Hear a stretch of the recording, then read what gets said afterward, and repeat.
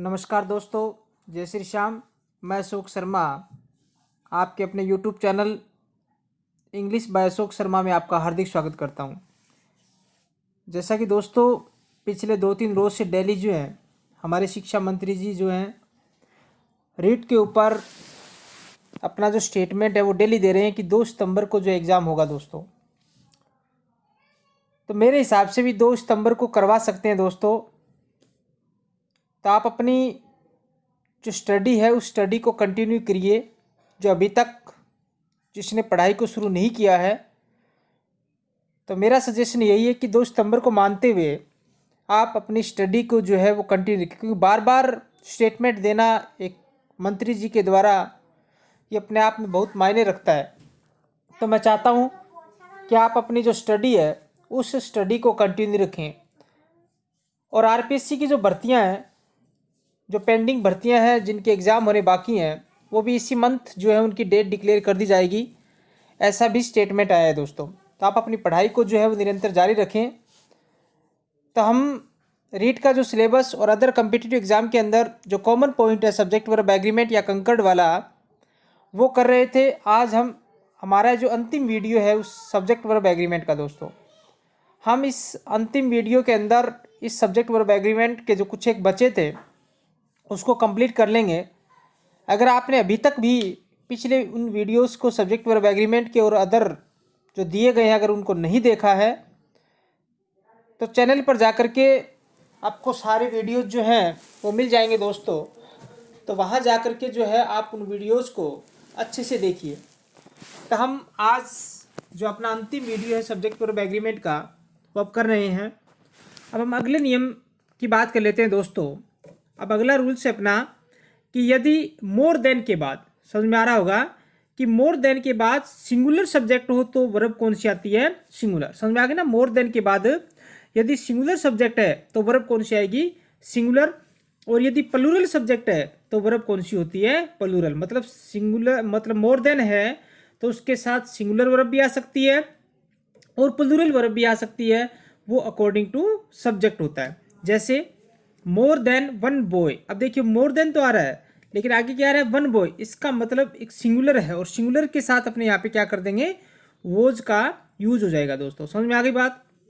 इसी प्रकार से मोर देन 100 पर्सन्स। अब ये देखिए 100 पर्सन्स बहुवचन आ गया ना, तो बहुवचन हो गया तो इसके साथ अपने क्या लगा देंगे? वर्ब का यूज हो जाएगा। समझ में आ गई होगी? तो मोर देन के बाद यदि सिंगुलर सब्जेक्ट है तो सिंगुलर वर्ब का यूज होता है और प्लूरल सब्जेक्ट है तो प्लूरल वर्ब का यूज किया जाता है। समझ में आ गई बात?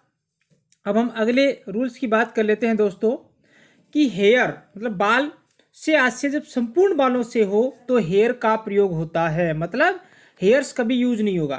जब संपूर्ण बालों की अगला बात कर रहा है तो हेयर का यूज होता है और वर्ब जो है वो कौन सी आएगी? सिंगुलर आएगी। समझ में आ गई ना कि हेयर से आज से जब संपूर्ण बालों से हो तो हेयर का प्रयोग होगा तथा वर्ब भी सिंगुलर आएगी। जैसे हिज हेयर ब्लैंक लॉन्ग। अब उसके बाल लंबे हैं, इसका मतलब जितने भी बाल हैं सबकी अगला बात कर रहा है तो इसका मतलब है इसके साथ जो वर्ब आएगी वो कौन सी आएगी? सिंगुलर। जैसे यूअर हेयर ब्लैंक ब्लैक। उसके बाल काले थे, इसका मतलब जितने बाल थे सारे के सारों की बात कर रहा है। इसका मतलब है जो वर्ब आएगी वो कौन सी आएगी? सिंगुलर आएगी। मतलब जब हेयर से संपूर्ण बालों से हो तो हेयर का हेयर्स कभी यूज नहीं करेंगे और इसके साथ जो वर्ब है वो वर्ब कौन सी आएगी? सिंगुलर। समझ में आ गई? लेकिन अब इसका एक नोट दिया गया, वो देखिए दोस्तों कि जब हेयर से आज से संपूर्ण बालों से नहीं हो, मतलब सारे बालों से नहीं हो, अर्थात कुछ अथवा अनेक बालों से हो तो हेयर्स का प्रयोग होता है। मतलब क्या लगा देंगे? एस लगा देंगे तथा जो वर्ब है वो कौन सी आएगी? प्लूरल आएगी। जैसे हर मैनी हेयर्स। अब मैनी लग गया तो मैनी के साथ मैंने आपको बताया था वर्ब कौन सी आती है? प्लूरल आती है। पहले आपको बताया था। तो हर मैनी हेयर्स, अब यहाँ पे क्या कर दोगे? आर का यूज हो जाएगा। ठीक है। जैसे हर सम हेयर्स, तो यहाँ पे क्या हो जाएगा? हेयर्स आ गया, सम आ गया, इसके साथ भी क्या होगा? प्लूरल वर्ब का यूज होता है। ठीक है। अगर आपको किसी भी प्रकार का डाउट है तो कमेंट में जो है कमेंट लिख दिया करो कमेंट बॉक्स में जा करके, ताकि आप मुझे पता चल जाए। और व्हाट्सएप नंबर भी दिए गए हैं, वहाँ पर भी आप कॉन्टैक्ट कर सकते हैं। अगले रूल्स की बात कर लेते हैं दोस्तों कि कुछ वाक्यों से कोई कल्पना मतलब इमेजिनेशन की बात करता है, इच्छा विश की बात करता है, या किसी न किसी प्रकार की कंडीशन का बोध होता है। समझ में आ गई ना, कि कुछ वाक्यों से कोई कल्पना, इच्छा अथवा किसी शर्त का, किसी कंडीशन का बोध होता है। तो इस प्रकार के वाक्यों में सिंगुलर सब्जेक्ट के साथ भी वर्ब का यूज होता है, इस बात को ध्यान रखना। ठीक है ना, वर्ब का यूज होता है। वर्ब की सेकंड फॉर्म भी यूज कर सकते हैं। अगर वहां पे मैन वर्ब है तब वर्ब की सेकंड फॉर्म आ जाएगी, मैन वर्ब है तो क्या हो जाएगी, वर्ब की सेकंड फॉर्म। अदरवाइज अपने को क्या करना है, वर्ब का यूज करना है, चाहे कुछ भी दिया हुआ हो। जैसे I wish I blank a principal, अब विश हो गया, इच्छा की बात कर रहा है, तो यहाँ पे क्या हो जाएगा, आई के साथ भी वर्ब का। वैसे आई के साथ क्या होता है, बोझ होता है, लेकिन जब कल्पना की बात आती है, जब डिजायर विश की बात आती है, या किसी न किसी प्रकार की कंडीशन की बात आती है, ये कंडीशनल सेंटेंस और हैं, वो भी मैं आपको अगला जो अपना होगा कंडीशनल वाला उसमें करवा दूंगा। तो I wish I were a principal, I wish I, तो वही बात आ गई, तो यहां पर भी क्या होगा, वर आ जाएगा। ठीक है दोस्तों, अब हम अगले नियम की बात कर रहे हैं कि अगला जो रूल्स है, जो मैंने आपको पहला जो रूल बताया था कि एंड से जुड़ने वाले दो सिंगुलर नाउन के बाद जो वर्ब आती है वो कौन सी आती है, प्लूरल आती है। लेकिन एक यहाँ पर एग्जेप्शन करवा रहा हूं मैं, ये किसका अपवाद भी होता है। ठीक है ना, और वो अपवाद क्या होता है, देखिए कि एंड से जुड़ने वाले दो सिंगुलर सब्जेक्ट यदि एक दूसरे के पूरक या पर्यायवाची होते हैं। समझ में आ गए ना, कि एंड से जुड़ने वाले दो सिंगुलर सब्जेक्ट यदि एक दूसरे के पूरक या पर्यायवाची होते हैं तो इनके साथ सिंगुलर वर्ब यूज होती है। समझ में आ गई होगी बात, कि एंड से जुड़ने वाले दो सिंगुलर सब्जेक्ट यदि एक दूसरे के पूरक या पर्यायवाची होते हैं तो इनके साथ सिंगुलर वर्ब का यूज होता है। समझ में आ गई, जैसे टाइम एंड टाइड, अभी एक दूसरे के क्या है दोस्तों, पूरक है, बहुत बार एग्जाम के अंदर पूछा भी गया है, तो यहाँ पे क्या हो जाएगा, वेट्स का यूज होगा। ठीक है, स्लो एंड स्टडी, तो ये भी बहुत बार एग्जाम में पूछा गया है, एक दूसरे के पूरक है, तो क्या हो जाएगा, wins, slow and steady wins the race, मतलब धीरे धीरे और लगातार चलने वाले रेस जीत जाते हैं। ब्रेड एंड बटर, ये भी एक दूसरे के पूरक है, तो क्या आ जाएगी, इसका यूज हो जाएगा। ठीक है, राइस एंड करी, ये भी क्या है, सिंगुलर होगा, इसके साथ एक दूसरे के पूरक हैं। द नुक एंड कॉर्नर, मतलब कोना कोना।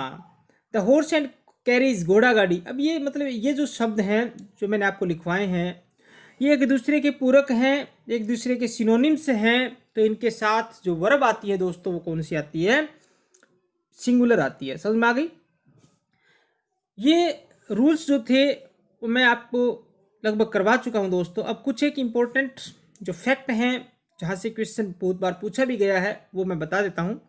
एक एग्जाम्पल है, जैसे मैंने आपको बताया था कि each, every, one of, either of, neither of, none of, which of, इस प्रकार के, तो इनके साथ नाउन प्लूरल वर्ब सिंगुलर, इस प्रकार से मैंने आपको बताया था, अगर आपने वो वीडियो देखे होंगे तो वन ऑफ एक एग्जाम्पल है इस दोस्तों कि वन ऑफ टीचर्स।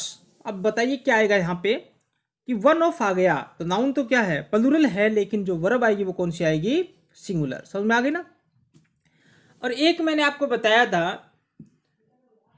कि वर्ब जो होती है वो एंटीसीडेंट के अनुसार यूज की जाती है।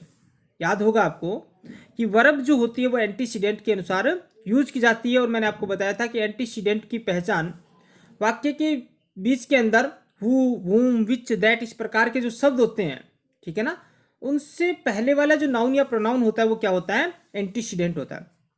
अब ये क्यों करवा रहा हूं वो देखिए कि he is one of my brothers who blank working in Tata press. अब कई तो क्या करेंगे, बोले वन ऑफ आ गया, ठीक है ना, क्या आ गया, वन ऑफ आ गया, और वन ऑफ आते ही क्या करेंगे, यहाँ पे सिंगुलर कर देंगे दोस्तों, जो क्या है, गलत है। समझ में आ गई ना, क्योंकि मैंने आपको बताया था कि वर्ब जो होती है वो एंटीसीडेंट के अनुसार यूज की जाती है, और एंटीसीडेंट जो रिलेटिव प्रोनाउन होता है, हु, whom, which, that आदि के पहले जो नाउन या प्रोनाउन होता है वो क्या होता है, एंटीसीडेंट। अब यहाँ पे हु आ रहा है बीच में, तो हु से पहले ब्रदर्स तो प्लूरल हो गया, इसके कारण अपने यहाँ पे क्या करना है, आर का यूज करना है, न कि वन ऑफ के अकॉर्डिंग इज का यूज करना है दोस्तों, इस बात को ध्यान में रखना। समझ में आ गया ना, अच्छे से वीडियो को देखा करो, पूरे के पूरे फैक्ट करवा रहा हूं, कहीं यूट्यूब चैनल के अंदर इस प्रकार का पूरा कंटेंट जो आपको प्रोवाइड नहीं करवा रहा है, जो करवाया जा रहा है दोस्तों, ठीक है ना। पूरा का पूरा सब्जेक्ट मैटर एक ही प्लेटफॉर्म के अंदर आपको अच्छा मैटर मिल रहा है। तो ज़्यादा से ज़्यादा अपने दोस्तों तक शेयर कीजिए और सब्सक्राइब तो करना ही करना है, उसमें तो आपको कोताही बरतनी ही नहीं है दोस्तों। अब एक अगले नोट की बात कर लेता हूं। अब एक वेजिस शब्द होता है दोस्तों, ठीक है ना। अब वेजिस दो अर्थ में यूज किया जाता है।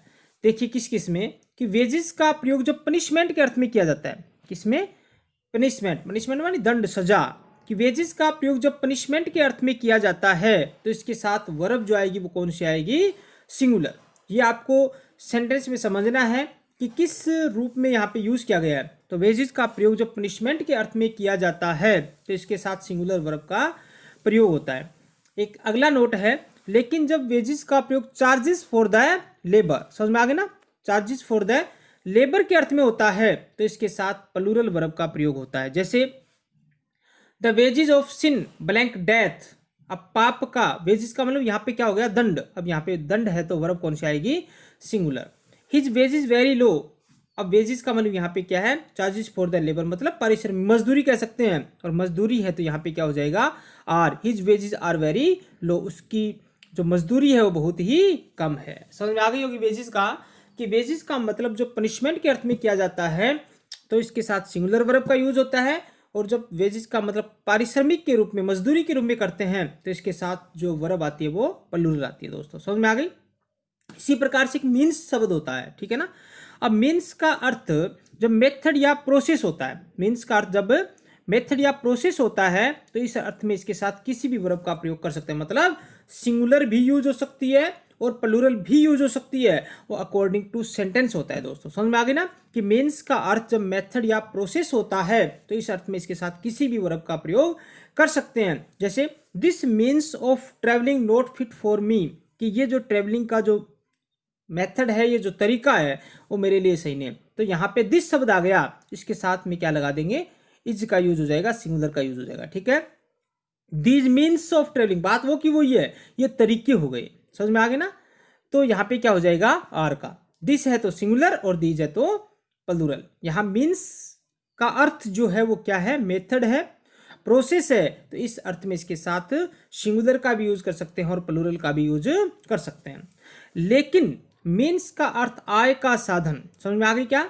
मीन्स का अर्थ आय का साधन, स्रोत या धन संपत्ति के अर्थ में होता है तो इसके साथ प्लूरल वर्ब का ही प्रयोग होता है, सिंगुलर का कभी नहीं होता, चाहे कुछ भी दिया हुआ।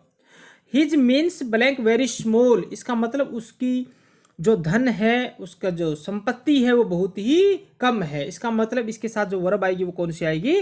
प्लूरल। ये अकॉर्डिंग टू सेंटेंस जो है दोस्तों आपको समझना है कि मीन्स का अर्थ जब मेथड के रूप में किया जा रहा है तो इसके साथ सिंगुलर का भी यूज कर सकते हैं और प्लूरल का भी अकॉर्डिंग टू सेंटेंस हो जाएगा। लेकिन मीन्स का अर्थ जब साधन के रूप में बात कर रहा है, किसी धन प्रॉपर्टी की बात कर रहा है तो इसके साथ हमेशा जो वर्ब आती है वो कौन सी आती है दोस्तों? प्लूरल ही आती है। समझ में आ गई?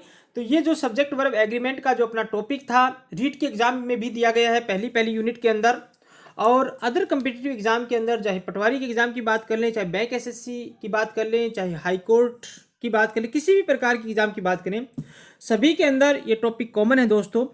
तो सभी को जो है इसको अच्छे से वॉच करना है, नोट्स बना लेने हैं और पढ़ाई में जुट जाइए दोस्तों। मैं ये कह रहा हूँ, एग्ज़ाम कभी भी हो सकता है, ये मत मान के चलिए कि एग्ज़ाम होगा नहीं, कभी भी एग्ज़ाम करवाया जा सकता है दोस्तों।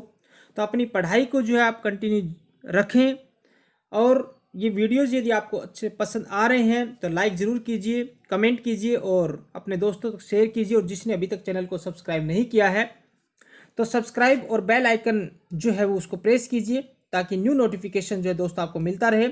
और अगर किसी प्रकार का डाउट हो तो इस व्हाट्सएप नंबर पर भी आप मुझसे कॉन्टैक्ट कर सकते हो। थैंक यू दोस्तों।